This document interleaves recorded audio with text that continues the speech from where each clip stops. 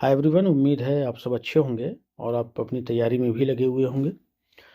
John Keats के पिछले session में हमने ला बैलेडियम सनसमर्सी की बात की थी। ठीक है, बहुत इंपॉर्टेंट है आपके एल्टीग्रेड सिलेबस के लिए। कीट्स है, शैले है, वर्ड्सवर्थ है, कॉलरिज हैं, ये आपके रोमांटिक वाले, तो उनको थोड़ा सा अच्छे से पढ़ेंगे अपन। ठीक है, तो ला बैलेडियम सनसमर्सी की बात की थी।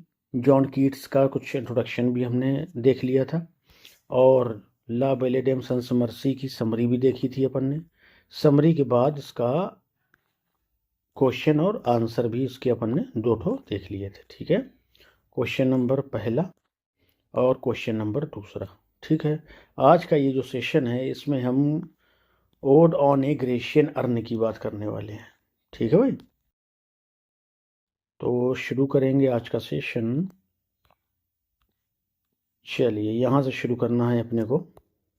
Introduction to the ode on a Grecian urn. देखिए, सब कुछ पढ़िए, पूरे अच्छे से पढ़िए, कोई भी चीज़ उसमें छूटे ना। इसीलिए हम ये कोशिश करते हैं कि पोएम वगैरह की समरीज भी आपको प्रोवाइड करा देते हैं ताकि आप उनको अच्छे से पढ़ लें और जान जाएं कि उसमें थीम क्या है, स्टोरी क्या है, समरी वाइज, है ना। जब ये इस तरह से आप तैयार रखेंगे ना, तो अगर क्वेश्चन थोड़ा सा अलग भी आपसे कुछ पूछा गया और आपको थीम पता है, उसका पब्लिशिंग ईयर पता है, रिटन ईयर पता है, ऑथर का नाम पता है, तो आप उसके इंट्रो के साथ में उसको शुरू कर सकते हैं। ठीक है, अपन आपको बता ही चुके हैं पहले कि आपको पहले क्या करना है, इंट्रोडक्शन लिखना है, फिर पैराग्राफ चेंज करना है, फिर मेन आंसर लिखना है और फिर उसके बाद में कंक्लूजन लिखना है। ठीक है, आई फॉर इंट्रोडक्शन हो गया, ए में मेन आंसर हो गया और फिर उसके बाद सी ओ क्या हो जाएगा, कंक्लूजन, आई में को। ठीक है,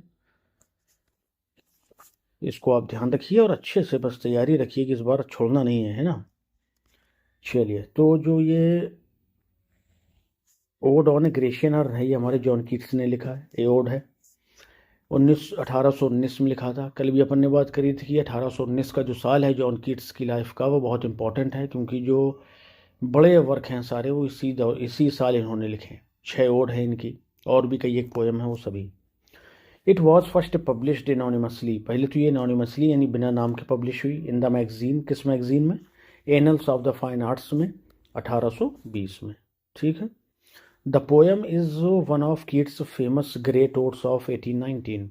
वही बात आ गई कि जो ओड है ये कीट्स की 1819 की ग्रेट महान ओड्स में से एक है, अलॉन्ग विथ, और इसमें कौन कौन सी हैं? Ode to a nightingale, ode on melancholy, ode on indolence, ode to Psyche, एक और है, इसमें टोटल 6 हैं। ठीक है, इनको भी याद रख लीजिए। देखिए, आंसर बनाने के लिए आपको काफ़ी कुछ याद रखना पड़ेगा। जितना आप उसमें बहुत डिटेल नहीं लिखना है कि ये भी लिख दें वो भी लिख देना। आपको चुनिंदा शब्द जो है छांटने हैं, जो चुनिंदा शब्दों में आपके वर्क से आ जाएंगे, है ना। ऑथर के एक दो पॉइंट अगर उससे रिलेटेड क्वेश्चन आएगा तो वो लिख देने हैं आपको। बहुत सारा वहाँ खिचड़ी नहीं लिखनी है। तो फ्लो में इंट्रोडक्शन लिखिए और इंट्रो में ये जो दो चार चीज़ें हैं कि जो भी बताया आपको, पब्लिशिंग ईयर हो गया, उसके बाद राइटिंग ईयर हो गया, क्या ख़ास बात है, क्या थीम है उसकी, क्या स्टोरी है, उसको लिखने के पीछे अगर कोई रीज़न है तो वो लिख दीजिए। ये पूरा आपका इंट्रो बन जाएगा। फिर मेन आंसर जो पूछा गया उसमें वो लिख दीजिए। चलिए आगे देखेंगे। द पोएम, ये जो पोएम है वॉज इंस्पायर है किससे? ग्रीक आर्ट से, स्पेशली क्लासिकल ग्रीक वेसेस, और विशेष रूप से क्लासिकल प्राचीन ग्रीक यूनानी वेसेस। वेस वैसे गमला होता है। स्कल्पचर्स, और स्कल्पचर्स से भी, मूर्ति कला से भी प्रभावित है ये, या इंस्पायर्ड है, प्रेरित है। Keats was influenced by articles written by Benjamin Haydon. करें, बेंजामिन हेडन ने जो आर्टिकल्स लिखे थे इंग्लिश में, जॉन कीट्स उससे प्रभावित हुए, और ये एक इंग्लिश आर्टिस्ट थे एंड राइटर, और राइटर भी थे। Keats also saw the Elgin marbles, Elgin marble भी इन्होंने देखे, and prints of Greek urns, और ग्रीक अर्न्स के प्रिंट को भी इन्होंने खूब अच्छे से देखा। दीज एक्सपीरियंसेस, इन अनुभवों ने हेल्प रहे, उनकी मदद करी, इमेजिन, कल्पना करने में, द आइडियल ब्यूटी, एक आदर्श सुंदरता की, and values of ancient Greece, और प्राचीन ग्रीस की वैल्यूज की। ठीक है, तो कह रहे हैं कि जब इन्होंने एल्गिन मार्बल्स को देखा और प्रिंस ऑफ ग्रीक अर्न्स को देखा, तो इन अनुभवों ने उनकी जो है बहुत मदद करी कल्पना करने में। किसके बारे में? आदर्श सुंदरता और एंशियंट ग्रीस की वैल्यूज़ के बारे में। द पोएम, ये जो पोएम है 5 स्टेंजा की है, ईच विद 10 लाइन्स, ये पॉइंट आपको ध्यान रखने हैं। इन द पोएम, इस पोएम में the speaker talks to an ancient Greek urn. हाँ देखिए, ये बात आई तो उसमें ये ध्यान रखिए कि ड्रामेटिक मोनोलॉग स्टाइल में इसको कहा गया है, ठीक है। तो ये ग्रीक अर्न से बात करता है कौन, जो स्पीकर है जो बोल रहा है पोएम को। ही डेस्क्राइब्स, कवि समझिए, describes scenes painted on the earn, वो उस अर्न में, गमला भी कह सकते हैं, घड़ा भी कह सकते हैं, सुराही भी कह सकते हैं। Describes scenes painted on the urn, urn पर जो पेंटेड सीन्स हैं उनको डिस्क्राइब करता है। सच एज, जैसे कि लवर है एक, चेजिंग हिज बिलवेड, जो अपनी बिलवेड का पीछा कर रहा है, and a village preparing for a sacrifice, और एक गांव का भी चित्रण है उसमें, जो ऐसा गांव की जहाँ के लोग तैयारी कर रहे हैं बलि देने की। These images are frozen and time never changing, ये वो इमेजेस हैं जो समय के साथ रुकी हुई हैं, यानी समय के साथ नहीं, सॉरी, समय तो चल रहा है लेकिन वो एक जगह पर रुकी हुई हैं। नेवर चेंजिंग, कभी भी नहीं बदलने वाली, वो तो बदलेंगी नहीं क्योंकि वो बनी हुई हैं, वो चाहे पत्थर में बनी हो, मार्बल में बनी हो, ठीक है। लेकिन यहाँ पर आप ये समझिए कि जो कल्पना की है राय पोएट ने, वो अतुलनीय है, वो यूनिक है बिल्कुल। And the end of the poem, at the end of the poem, poem के अंत में, the urn seems to speak, urn लगता है इसे बोलने लगता है, and says the famous lines, और फेमस लाइन्स कहता है। ये क्लियर नहीं है कि अर्न ने लास्ट वाली लाइन बोलता है कि स्पीकर खुद बोलता है, दो इंटरप्रिटेशन है इसके, ठीक है।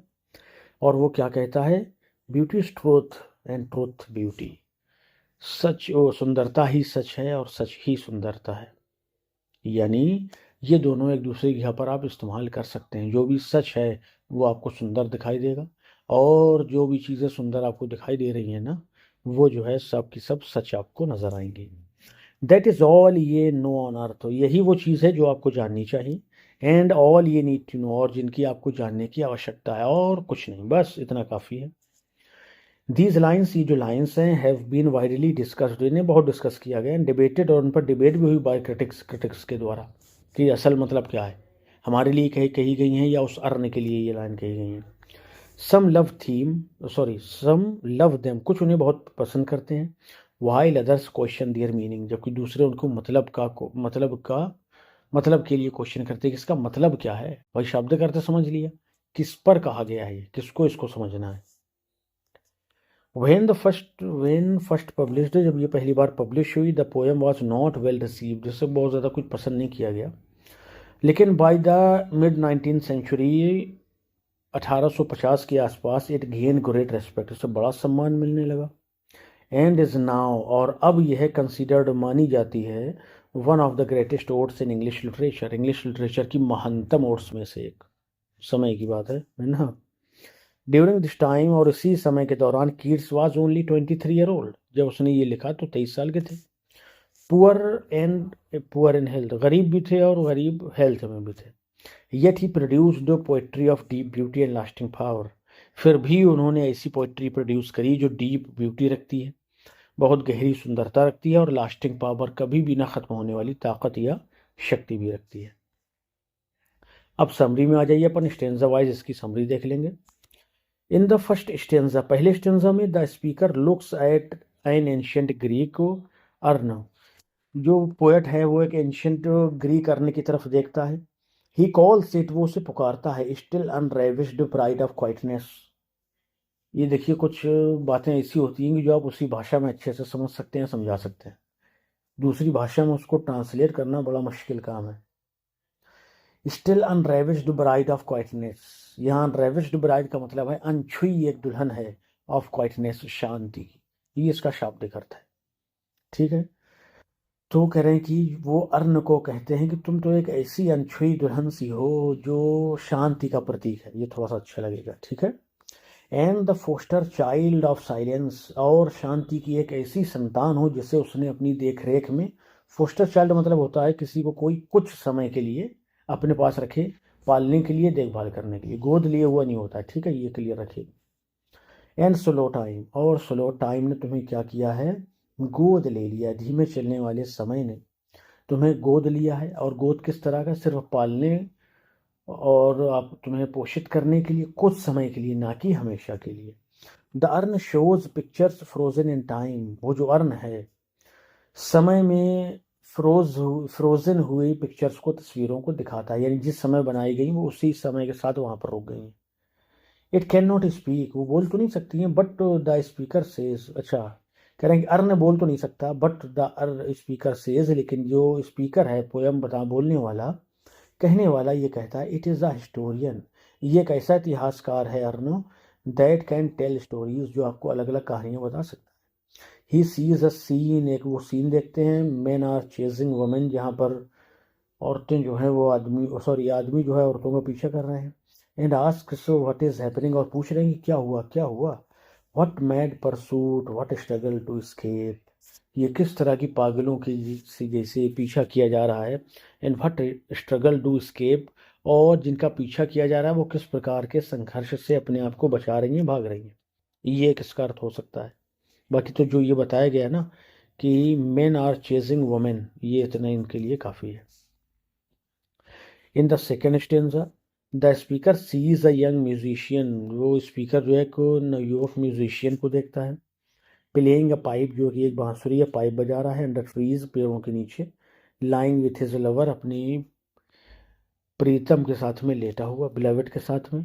द म्यूजिक इज अनहर्ड, ये जो म्यूजिक है ना अनसुना सा है, बट द स्पीकर सेज, लेकिन स्पीकर क्या कहता है, it is sweeter than real music, ये रियल म्यूजिक से भी ज़्यादा सुंदर है। बिकॉज क्योंकि इट लिव्स फॉर एवर, ये हमेशा रहेगा। क्यों? क्योंकि हमेशा वो वहीं पे लेटा रहेगा, अर्न जब तक रहेगा, और वहीं पे बजाता हुआ, वो लेटा हुआ बजाता भी रहेगा। द लवर कैन नॉट किस द गर्ल, और उसमें जो एक लवर और उसकी बिलवेड है ना, तो लवर जो है उसको किस करने की कोशिश कर रहा है, कभी नहीं कर पाएगा, जहाँ पे है वहीं पे है। But her beauty will never fade, और इसके साथ साथ ये भी सच बात है कि अगर वो किस नहीं कर पाएगा, उसकी इच्छा है जो उसके अंदर ही रहेगी। इसके साथ ये भी बात है कि उसकी जो बिलवेड है उसकी सुंदरता हमेशा बनी रहेगी। And their love will last forever, और उनका प्यार भी हमेशा बना रहेगा। थर्ड स्टेंजा में आ जाइए। थर्ड स्टेंजा में क्या कहते हैं, the speaker looks at the trees, speaker जो पोएट है, इस पोएट कहिए, वो पेड़ों की तरफ देखता है। इन द पिक्चर, उस पिक्चर में, ही इज हैप्पी, वो खुश है, because the trees will never lose their leaves, कि जो पेड़ हैं वो अपनी पत्तियां कभी नहीं खोएंगे। The piper's songs will always be new, और पाइपर का जो गीत है वो हमेशा नए रहेंगे, संगीत नया रहेगा। The boy and girl will love each other for ever, जो लड़का लड़की बने हुए हैं वो हमेशा एक दूसरे से प्यार करते रहेंगे। Unlike real love which ends in pen, sadness and death, कह रहे हैं कि उस प्यार की अपेक्षा, उस वास्तविक प्यार की अपेक्षा ये कहीं ज़्यादा अच्छा है। और क्यों अच्छा है? क्योंकि जो वास्तविक प्यार है, विच एंड्स, जो ख़त्म हो जाता है, पेन, दर्द में, दुख में और मृत्यु के साथ। अच्छा भाई, फोर्थ स्टेंजा में आ जाइए। इन द फोर्थ स्टेंजा देखिए, द स्पीकर जो पोएट है, sees a new image of people, लोगों की एक नई तस्वीर देखते हैं। Leading a cow to be sacrifice, जो एक गाय को लेकर के जा रहे हैं बलि देने के लिए। He wonders where they are going, वो अचंभित है कि जा कहाँ रहे हैं ये। And where they came from, और आ कहाँ से आए हैं ये।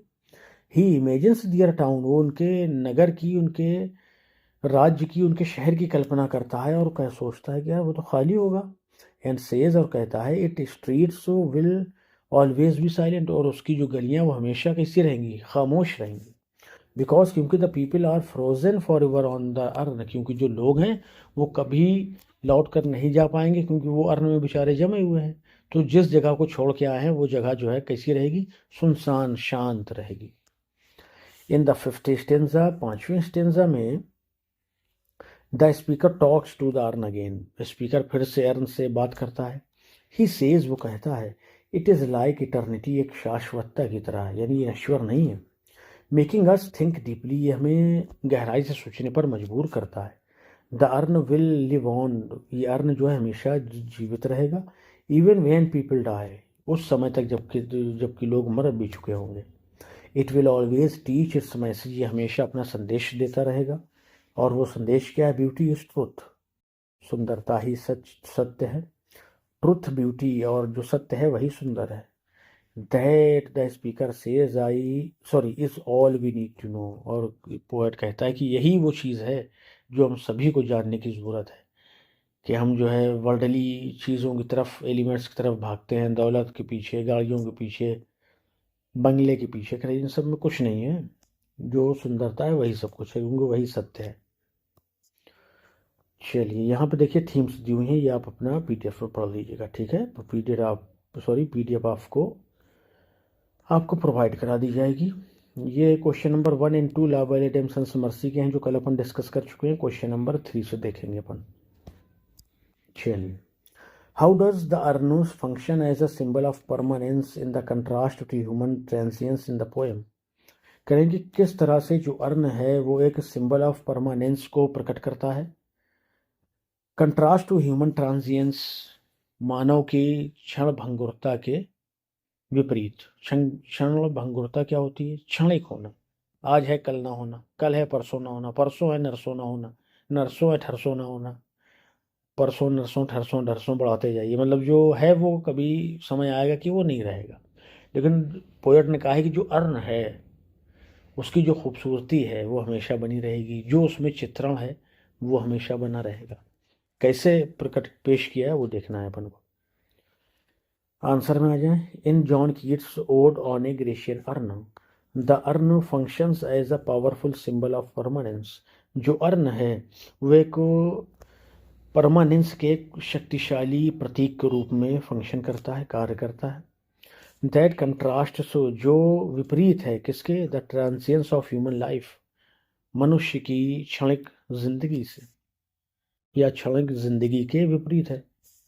फ्रॉम द ओपनिंग लाइन्स से ही Keats calls the urn, Keats जो है अर्न को पुकारते हैं, still unravished bride of silence, अच्छा क्वाइटनेस, कि तुम जो हो ना एक ऐसी अनछुई सी दुल्हन हो जो शांति का प्रतीक है, जो शांत प्राकृतिक माहौल में है, ऐसा कह सकते हैं।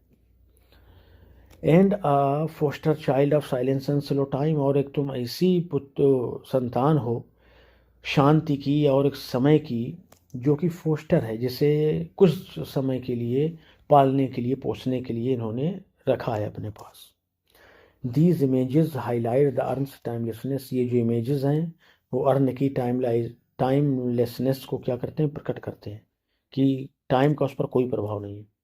It survives untouched by age and decay, क्योंकि ये एज, बुढ़ापे से, डिके, बर्बादी से अनटच है। Unlike human beings who are bound by mortality, करेंगे अनलाइक ह्यूमन बीइंग्स, करेंगे अगर आप मानव की बात करेंगे तो इनमें तो ये है ही नहीं ना। वो कैसे हैं? टच्ड हैं, उनको बीमारी भी आती है, दुख भी आता है, और एक समय आता है कि वो जो है बूढ़े होते हैं, और फिर समय आता है कि वो मर भी जाते हैं। Who are bound by mortality, जो नश्वरता से जुड़े हैं, खत्म होने से जुड़े हैं। द फिगर्स, और जो फिगर्स हैं ऑन द अर्न, अर्न पर, लवर्स, लवर के, म्यूजिशियन के, वर्शिपर्स के, are captured in a state of eternal status, उन्हें जो है एक शाश्वत स्थिति में दर्शाया गया है कि वो हमेशा रहने वाले हैं। The bold lover will never never kiss, जो बोल्ड बहादुर साहसी प्रेमी है वो कभी किस नहीं कर पाएगा अपनी बिलवेड को, येट फिर भी his beloved will also for ever be fair, उसकी जो बिलवेड है वो हमेशा खूबसूरत रहेगी। दिस पैराडॉक्स, ये पैराडॉक्स रिफ्लेक्ट्स, व्यक्त करता है, हाउ आर्ट, की कैसे कला, प्रिजर्व, संरक्षित करती है, ब्यूटी को, सुंदरता को, अनचेंज्ड, और उसे कभी भी बदलने नहीं देती है। वाइल्ड रियल ह्यूमन पैशन, जबकि हमारा जो वास्तविक जुनून है, प्यार है, वो क्या होता है? फेड्स विद टाइम, समय के साथ साथ खत्म होता जाता है। लीविंग अ हार्ट हाई सारोफुल, एक ऐसे हार्ट को, दिल को छोड़ करके, जो बड़ा सारोफुल, दुखी है। एंड क्लाइड, और बड़ा हतोत्साहित है, बेबस है कह दीजिए। द अर्न दस रिप्रेजेंट्स द आइडियलाइज्ड परमानेंस, इस प्रकार से जो अर्न है, अर्न प्रेजेंट्स, प्रस्तुत करता है, आइडियलाइज्ड परमानेंस, एक आदर्श परमानेंस को, स्थायी अस्तित्व को, ऑफ आर्ट, कला के, in contrast to fleeting human experience, fleeting, खत्म हो जाने वाले, चले जाने वाले, भाग जाने वाले, नष्ट हो जाने वाले ह्यूमन, मानव के अनुभवों की अपेक्षा। ठीक है। द पेस्टोरल सीन, ये जो पेस्टोरल सीन है, जहाँ पर हम लोग ये कहते हैं happy happy boughs that can not shed your leaves. Pastoral scene से आप कह सकते हैं कि प्राकृतिक सीन है। पेस्टोरल का वैसे क्या मतलब होता है, कोई ऐसा सीन या कोई ऐसा वर्क हो जिसके बैकग्राउंड में ग्रामीण क्षेत्र दिखाया गया हो, ठीक है, इसे पेस्टोरल इलेजी होती है। और जो इलेजी लिखने वाला है वो चरवाहा बन जाता है, और चरवाहा उसको भी मानता है जो मर चुका है, ठीक है। लेकिन यहाँ पे कहेंगे जो जब ये प्रकृति की बात करते हैं तो क्या कहते हैं, पेड़ों को देख करके कि हैप्पी हैप्पी बॉज, ए पेड़ की खुश किस्मत शाखाओं या शाखों, that can not shed your leaves, जिनकी पत्तियां कभी नहीं गिरेंगी, तुम बहुत खुश नसीब हो। जबकि जो हमारी दुनिया, वहाँ के पेड़ बेचारे एक समय आता है कि वो बिल्कुल उजड़ जाते हैं। ऑल्सो सिम्बोलाइजेज, ये सिम्बोलाइज करता है आर्ट्स इम्यूनिटी, आर्ट्स की immunity to the cycles of seasonal decay, कि जैसे सीज़न बदलता है वैसे पेड़ पौधे जो हैं वो कभी हरियाते हैं, कभी पत्ते उनके झड़ जाते हैं, कभी बारिश में वो पूरी तरह से अपने आप को क्या कर लेते हैं, हरा कर लेते हैं, और जब वो जैसे ही ठंड आती है तो वैसे ही वो अपने आप को फिर बदल लेते हैं। तो करेंगे ये इम्यूनिटी भी है उनके अंदर कि वो टाइम की जो सीज़न की साइकिल से चक्र है ना, उससे अप्रभावित है वो। Further reinforcing the theme of immortality, और ये भी ये आगे चल करके क्या करते हैं, फर्दर आगे रेनफोर्सिंग, ये रेनफोर्स करते हैं द थीम ऑफ इमोर्टेलिटी, शाश्वतता की थीम को, वर्सेस इम्परमानेंस, अस्थायी रूप की अपेक्षा। सिमिलरली इसी तरह से द फ्रोजन सेक्रीफाइशियल प्रोसेशन, और ये जो फ्रोजन जमा हुआ एक जगह रुका हुआ सेक्रीफिशियल प्रोसेशन है, यानी बलि देने जाने को दिए देने के लिए कुछ लोग जा रहे हैं, उनका जो प्रोसेशन जुलूस है, will never reach its altar, अपनी वेदी तक कभी नहीं पहुंचेंगे जहाँ उनको बलि देना है। सजेस्टिंग, ये क्या सजेस्ट करता है, that art suspense time, art जो है टाइम को तो ख़त्म कर देती है, बट ऑल्सो डिनाइज कंप्लीशन, इसमें कंप्लीशन की कमी पाई जाती है। ठीक बात है ना, कि जो आपने कला में एक बार दिखा दी या पहुंचा दी बात अपनी किसी तस्वीर या पोर्ट्रेट के थ्रू, तो वही बात वो दर्शाता रहेगा, ठीक है ना। यानी जब आप किसी, मान लीजिए नवयुवक का अगर आप स्केच बनाएंगे तो हमेशा नवयुवक ही रहेगा वो। समय ने उसकी जवानी को तो रोक लिया है, मगर उसके साथ न कुछ घटित हो रहा है, न कुछ वो खुश हो पा रहा, न दुखी हो पा रहा। ये भी इसका मतलब कोई कंप्लीशन नहीं है उसमें। इन द फाइनल स्टेंजा, ये आ जाइए, कीट्स एम्फसाइज करते हैं दिस सिंबॉलिक परमानेंस को, इस प्रतीकात्मक स्थायीपन को, व्हेन ओल्ड एज, कि जब ओल्ड एज आएगी, दिस जनरेशन वेस्ट, ये जनरेशन खत्म हो जाएगी, दो शैल्ट रिमेन, लेकिन तुम ए अर्न बने रहोगे, दो मतलब यू, शैल्ट मतलब shall, the urn will outlive human generations, वही बात है कि जो अर्न है ना, आउटलिव करेगा ह्यूमन जनरेशंस, इन मानवों की पीढ़ियों से उनसे ज़्यादा जिएगा। ऑफरिंग इट्स क्रिप्टिक ट्रुथ, अपने लिखे हुए, अपने बताए हुए सत्य को समझाते हुए, बताते हुए कि ब्यूटी इज ट्रुथ, सुंदरता ही सच है, ट्रुथ ब्यूटी, और सत्य ही सुंदरता है। वाइल्ड लाइफ फेड्स, जबकि जीवन जो है वो फेड हो जाता है। Art endures as a salient historian, art जो है वो एक साइलेंट हिस्टोरियन की तरह बना रहता है ऑफ ह्यूमन जॉय, मनुष्य की खुशियों के, डिज़ायर इच्छाओं के, अंसारों और दुखों के, यानी जो आर्ट है वो मनुष्य की खुशी, इच्छाओं और दुखों के एक खामोश इतिहासकार के रूप में बना रहता है। मतलब जिस तरह की भी कला आपने उसमें बना दी, वो सुख दिखा रही है तो वो सुख की थीम को बताएगा, दिखाएगा। तो वो ऐसा एक साइलेंट खामोश इतिहासकार होता है जो खुशी को, इच्छाओं को, दुखों को अपने अंदर समेटे हुए बताता नहीं किसी, है ना। चलिए, ये हो गया क्वेश्चन नंबर पहला, एक छोटा सा कंक्लूजन 10 इस प्रकार से, the earn becomes a lasting emblem of eternity, ये जो अर्न है वो बन जाता है क्या, ए लास्टिंग, कभी भी ना खत्म होने वाला, एम्ब्लेम एक प्रतीक ऑफ इटर्निटी, शाश्वतता का। एम्बॉडीइंग ब्यूटी, जो प्रकट करता है सुंदरता को, दैट कंट्रास्ट सो, जो अंतर प्रदर्शित करती है शार्पली, बहुत शार्प तरीके से, with ephemeral nature of human existence, human existence के एफेमेरल बदलने वाले नेचर प्रकृति से, यानी जो ख़त्म होने वाला है, उजड़ जाने वाला है, नष्ट हो जाने वाला है, उसके साथ में जो मानव का एफिमेरल नेचर है ना, एफिमेरल मतलब ऐसा है कि जो चीज़ बदलती हो, अगर उसने जन्म लिया है तो वो मरती भी हो, अगर वो सुंदर है तो उसका भी डीके आता हो, बर्बादी आती हो, ये सारी चीज़ें। ठीक है, तो earn odd on A Grecian earn ज़बरदस्त ओड है, इसका टेक्स्ट ज़रूर पढ़िएगा, आपको अच्छा भी लगेगा और आपके लिखने में भी मदद करेगा। बीच बीच में अगर अपन एक आध लाइन लिख देते हैं ना अपने थॉट्स के साथ में, एक्चुअल लाइन, तो वो और ज़्यादा इफेक्टिव और इम्पैक्टफुल होता है, ये ध्यान रखिए। क्वेश्चन नंबर 4 में आ गए हैं अपन, and it says discuss the significance of the urn's final message. Urn का जो फाइनल मैसेज है ना, beauty is truth, truth beauty, how should this line be interpreted.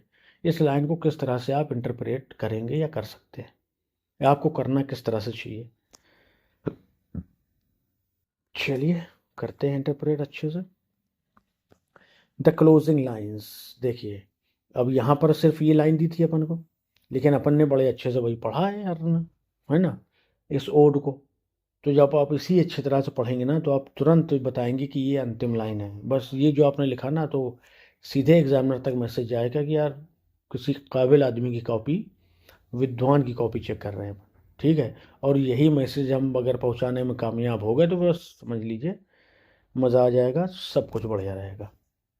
The closing lines, ये जो क्लोजिंग लाइन्स है ना कीट की ओड की, और वो कीट्स की ओड की, odd on A Grecian earn की, कि beauty is truth, truth beauty, that is all ये नो ऑन अर्थ एंड ये and all ye need to no करेंगी। जो अंतिम लाइन है यहाँ देखिए, ब्यूटी तक, ब्यूटी से शुरू, ब्यूटी पे ख़त्म, लेकिन अपन ने क्या किया कि इसको दोनों को पूरा करके अच्छे से एक अपन ने दोनों लाइन्स उसकी लिख दी। ठीक है, अब इसके अर्थ को बताएंगे, समझेंगे। ब्यूटी इज ट्रुथ, जो सुंदरता है वही सत्य है, और जो सत्य है वही सुंदरता है, दैट इज ऑल, बस और कुछ नहीं।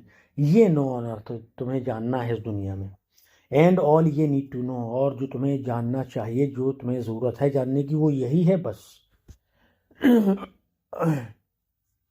Have become a focal point of romantic aesthetics, ये रोमांटिक एस्थेटिक्स का एक फोकल पॉइंट बन जाता है। ठीक है, जहाँ पर हमेशा जिस पॉइंट पर फोकस रहता है वो ये दर्शाता है, सुंदरता की रोमांटिक्स बात करते हैं। द अर्न्स मैसेज, जो अर्न का मैसेज है, वो सजेस्ट करता है प्रोफाउंड यूनिटी, एक प्रोफाउंड यूनिटी को बिटवीन एस्थेटिक ब्यूटी, एक एस्थेटिक ब्यूटी। एस्थेटिक भी देखिए, एस्थेटिक मतलब है सुंदरता से भी आप इसका मतलब ले सकते हैं, और दूसरा मतलब है कि एक भाव विभोर करने वाला कुछ हो, मतलब जिसको आप देख करके सुन करके पूरी तरह से भाव विभोर हो जाए। एक एग्जांपल आपको दें, आप जब सिलेक्ट हो जाएंगे जीआईसी में, ठीक है, 10th आपको पढ़ाने को मिलेगा, और शायद आपको एक उसमें लेसन पढ़ाने को मिलेगा, इसमें कहानी है अकबर, तानसेन और हरिदास की। तो जब तानसेन गाता है ना तो अकबर मंत्रमुग्ध हो जाता है बहुत ज़्यादा। ठीक है, और वो कहता है कि यार तुमसे अच्छा गायक और तुमसे महान संगीतकार दुनिया में कोई नहीं है। तो तानसेन पता क्या कहता है, नहीं आप नहीं जानते हैं, क्योंकि मेरे गुरु को, इसलिए आप ऐसा कह रहे हैं कि अगर आप उनको सुन लें ना तो आपको लगेगा कि हाँ मैं तो उनके आगे कुछ नहीं हूँ, वही हैं पूरे संगीत के महारथी, और जैसे ऐसा लगेगा आपको कि संगीत इन्हीं ने बनाया है। तो बड़ा अचंभित हो जाता है वो। खैर वो पहुंचता है उनके आश्रम, और तानसेन बताता है कि ये महाराज हैं और आपका गाना सुनना चाहते हैं। वो मना कर देते हैं हरिदास कि नहीं मेरा अभी मूड उड़ नहीं, तो ले जाओ इनको। अब ये सोचते हैं कि क्या किया जाए, तो दोनों भेष बदल के आते हैं। मतलब तानसेन तो वही रहता है, और जो अकबर है वो भेष बदल के जाते हैं उसके साथ में, चेला बन के या कुछ बन के। तो एक बार हरिदास, काफ़ी दिन गुजर जाते हैं, अब थोड़ा समराइज करके बता रहे हैं आपको। तो एक बार तानसेन रियाज कर रहे थे, एक उस सुर को गलत कर दिया जानबूझ के कि भी हरिदास सुनेंगे ये, इनको आ जाएगा गुस्सा, गाने लगेंगे तुरंत उस सुर को समझाने के लिए। तो हरिदास ने जब सुना कि ये गलत गाया है इन्होंने, तो पहले थोड़ा गाया कि तुम मेरे शिष्य होते हुए गलती कैसे कर सकते हो। फिर जब इन्होंने गाना शुरू किया तो अकबर खूब झूमा। तो ये बात दिखाती है कि जो एस्थेट सॉरी एस्थेटिक चाहे वो ब्यूटी हो, वो किसी भी चीज़ में हो सकती है। ब्यूटी जो है वो आपके पेंटिंग में हो सकती है, स्केच में हो सकती है, म्यूज़िक में हो सकती है, लिरिक्स में हो सकती है ना? तो यही चीज़ है। एंड फिलोसॉफिकल ट्रुथ, और फिलोसॉफिकल ट्रुथ के बीच एक एकता को इस अर्न ने हमें बताया है, उसका मैसेज हमें दिया है। इम्प्लाइंग दैट, इम्प्लाई करते हुए कि आर्ट कन्वेज इटरनल रियलिटीज़, जो आर्ट है, जो कला है, कन्वेज पहुंचाता है, हम तक लाता है इटरनल शाश्वत वास्तविकता को, बियॉन्ड रीच ऑफ ह्यूमन टेम्पोरेलिटी, जो ह्यूमन टेम्पोरेलिटी से कहीं ऊपर है। आपने एक वर्ड सुना होगा, टेम्परेजी है ये तो, है ना? वो टेम्परेजी असल में नहीं होता, उसको बिगड़ा हुआ फॉर्म है किसका? टेम्पोरेरी का, और उसी से ये बना है टेम्पोरेलिटी। ठीक, तो टेम्परेरी मतलब क्या होता है? क्षणिक, कुछ देर का है, कहते ऐसे टेम्परेजी भी ले लिया काम चलाने को। ये टेम्परेजी वर्ड आपको मिलेगा, लेकिन जेन्युइन नहीं है ये, टेम्पोरेरी ओरिजिनल है। वैसे भी हम लोग पोस्टमार्टम करने में तो वैसे ही जाने जाते हैं किसका? इंग्लिश का। जैसे साइकिल चलाएंगे आप तो उसको बोलेंगे मिरगार्ड है ना? और क्या करियर बोल देते हैं, कोई कोई कैरियर बोल देते हैं, कैरियर असल वर्ड होता है, और मिरगार्ड नहीं होता, मड गार्ड होता है। बहुत सारे वर्ड है ऐसे जो अपन तोड़ फोड़ के उनका पूरा कायदे से पोस्टमार्टम करके बोलते हैं, उसी में से ही है। कीट्स पैराडॉक्सिकल, ये जो कीट्स के पैराडॉक्सिकल स्टेटमेंट है, एलिवेट्स ब्यूटी, ब्यूटी को बड़ी ऊंचाई देता है, इट सेल्फ, स्वयं ही, into a form of truth, और उसे वो सच बना देते हैं। What is beautiful is true, जो भी सुंदर है वही सच है, बिकॉज, क्योंकि इट कैप्चर्स परमानेंस, इसी में परमानेंस है, स्थायित्व है, इन अ वर्ल्ड ऑफ चेंज, इस बदलती हुई दुनिया में। यानी एक ऐसी दुनिया जहाँ पर बदलाव ही नियम है, तो वहाँ पर जो ये कला है, वो सुंदरता है ना, वही ट्रू समझ में आती है कि वो कभी नहीं बदलती। The urn as the sylvan historian, और जब अर्न को सिल्वन हिस्टोरियन कहा गया तो ये प्रतीक हमारे सामने प्रकट करता है, ये हमें बताता है दिस परमानेंस, इस परमानेंस के बारे में। फ्रीजिंग मूवमेंट्स ऑफ लव, प्यार के फ्रीजिंग मूवमेंट्स के बारे में। रिचुअल, और रिचुअल के, आज सॉरी क्या होता है ये, नहीं परंपरा नहीं होता है, एक अच्छा सा वर्ड है जो अपन जैसे त्यौहार मनाते हैं, जो अपनी स्टाइल है मनाने की, वो रिचुअल ही होते हैं। वो ध्यान आएगा तो बताएंगे इसको। तो ये सारी चीज़ें, लव है, रिचुअल है, जॉय है, ये सारे एकदम फिक्स हो गए हैं beyond the decay of time, और अब समय भी इन्हें बर्बाद नहीं कर पाएगा। ठीक है, तो ये परमानेंस को दिखाते हैं सिल्वन हिस्टोरियन के तौर पर। Yet the lines are not without ambiguity, फिर भी इन लाइनों में कोई आपको दोहरा अर्थ नहीं देखने को मिलेगा। सम क्रिटिक्स आर्ग्यू, कुछ क्रिटिक तर्क देते हैं कि दे में रिफ्लेक्ट एन आयरॉनिक और इवन एनिग्मेटिक अटरेंस, कि कहते हैं कि ये शायद कोई आयरनी का यूज कर रहे हैं या एक ऐसे अर्थ को बता रहे हैं जिसमें दो मतलब हो सकते हैं। Perhaps spoken by earn itself, जो शायद खुद अर्न ने बोले हैं। इफ सो, अगर ऐसा है, the statement could be read, इस स्टेटमेंट को देखिए कैसे और पढ़ा जा सकता है, एज एन ओवर सिंप्लीफिकेशन, एक ओवर सिंप्लीफिकेशन के तौर पर। An austere consolation offered by cold pastoral art that endures while human passions inevitably fade. करें कि कहाँ थे, हाँ, एन ऑस्टियर कंसोलेशन, ऑस्टियर क्या होता है? कोई ऐसा व्यक्ति जो संसार को त्याग करके और ऑस्टियर लाइफ जीने लगे। ऑस्टियर मतलब ब्रह्मचारी का जीवन जीने लगे। तो करें कि एक ऑस्टियर कंसोलेशन भी मिलता है हमें, ऑफर्ड बाय, ऑफर किया जाता है कोल्ड पेस्टोरल के द्वारा, जो कि आर्ट है, दैट इंड्योर्स, जो इंड्योर करती है, बर्दाश्त करती है, वाइल, जो ठहरती है, और वाइल, जबकि ह्यूमन पैशंस जो हैं वो इनेविटेबली फेड, स्पष्ट रूप से क्या करते हैं? फेड हो जाते हैं, ख़त्म हो जाते हैं, इनेविटेबली। बहुत ही वर्ड मिलता है, ध्यान रखिए इसको। इसका मतलब होता है कोई ऐसी चीज़ जिसको टाला ना जा सके। स्टिल, फिर भी, फॉर किड्स, किड्स के लिए, this very endurance of beauty, beauty का ये टिकाऊपन, प्रोवाइड्स सोलेस, सांत्वना देता है, शांति देता है। While old age shall this generation waste, जबकि जो ये जनरेशन है जहाँ जिसमें अपन बात कर रहे हैं, वो बुढ़ापे के साथ ख़त्म हो जाएगी, लेकिन ये जो ब्यूटी है ये हमेशा इंड्योर करेगी, यानी बनी रहेगी। द अर्न रिमेन्स, अर्न बना रहेगा। Offering wisdom to future viewers, जो कि ऑफरिंग विजडम, बुद्धिमानी देता रहेगा, उनको समझदारी प्रदान करता रहेगा किनको? फ्यूचर व्यूवर्स को, आने वाली जनरेशन्स के देखने वालों को। द क्लेम, और ये क्लेम दैट की beauty and truth are interchangeable, की जो ब्यूटी और ट्रुथ हैं वो इंटरचेंजेबल हैं आपस में। Does not present a rigid philosophy, ये कोई रिजिड फिलोसफी नहीं बताते हैं, but rather a poetic credo, बल्कि ये एक पोइटिक को, उत्साह को बताते हैं, विश्वास को बताते हैं। इट सजेस्ट, सो ये सजेस्ट करता है दैट की in the presence of beauty, beauty की उपस्थिति में, वेदर इन नेचर, चाहे प्रकृति में हो, लव में हो, म्यूजिक में हो, आर्ट कला में हो, one touches a deeper truth that surpasses rational explanation. One touches, ये हमें छू जाती है, अ डीपर ट्रूथ, और हमें गहरा सच बता जाती है, दैट सरपासेस, जो कहीं ऊपर होता है, रेशनल एक्सप्लेनेशन, तार्किक अर्थ से। यानी करें कि जब हम सुंदरता को नेचर में, प्यार में, कला में देखते हैं ना, तो हमें एक ऐसा गहरा, हम पर एक ऐसा गहरा प्रभाव छोड़ जाती है कि जो हम किसी तार्किक एक्सप्लेनेशन से नहीं पा सकते, कि हम पहले उसमें जो है तर्क वितर्क निकालें, कमियां निकालें किसी आर्ट में, किसी चीज़ में।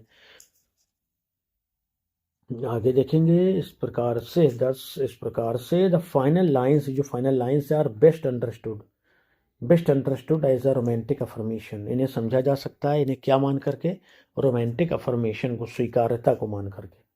दो लाइफ इज फ्लीटिंग, यद्यपि जीवन जो है वो खत्म होने वाला है, भाग जाने वाला है, लेकिन art preserve N essential truth इन ब्यूटी, जो कला है वो एक आवश्यक सच को सुंदरता में बनाए रखता है, हमें दिखाता है। And recognising this may indeed be all ye need to know, and recognising this, और इसे जान करके, मे इंडीड बी, ऐसा हो सकता है कि ये वो सारा कुछ हो, ये नीड टू नो, जिसे हमें जानने की ज़रूरत है। बहुत बढ़िया भाई, अच्छे से एक्सप्लेन भी हो गया आपके लिए। और अपन ने देखिए क्या बात करी है, और इसके स्टोरी की थीम तो खैर अपन ने नहीं बात करी, वो आप लोग पढ़ लीजिएगा। कुछ दिक्कत रहे तो टेलीग्राम में मैसेज कर लीजिएगा, अपन देख लेंगे उसको। वीडियो असल में ज़्यादा लंबा हो रहा था, इसलिए उसको छोड़ दिया गया। अपन ने पांचों स्टेंजाज के अर्थ समझ लिए हैं अच्छे से, उसकी समरी देख ली, ठीक है, और उन पर आधारित 2 क्वेश्चन भी देख लिए। उम्मीद है सेशन आपको अच्छा लगेगा। अच्छा लगे तो चैनल पर बने रहिए, अच्छे से तैयारी बराबर करते रहिए, और कुछ इश्यू अगर रहता है आपकी तैयारी का तो ज़रूर उसको टेलीग्राम में शेयर कर दीजिए, ठीक है भाई। चलिए मिलते हैं नेक्स्ट सेशन में, till then bye bye, thank you.